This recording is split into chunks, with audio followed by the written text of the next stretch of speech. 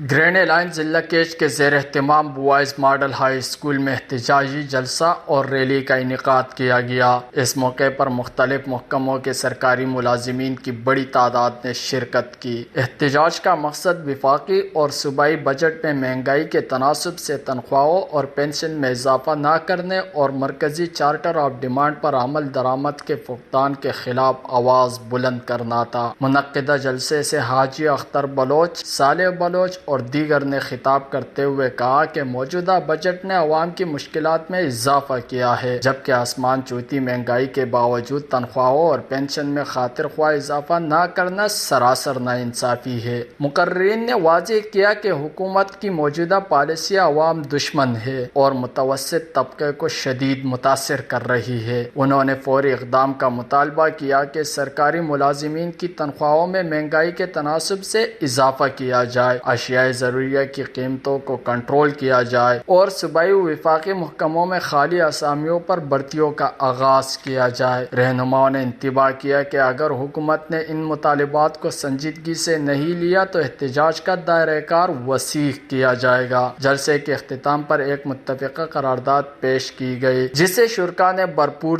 تائید دی۔ Balochistan grand alliance کے رہنماؤں نے عزم ظاہر کیا کہ وہ پرامن جمہوری جدوجہد کے ذریعے عوامی حقوق کے حصول تک اپنی تحریک جاری رکھیں گے۔ Voice news, Kech, Balochistan.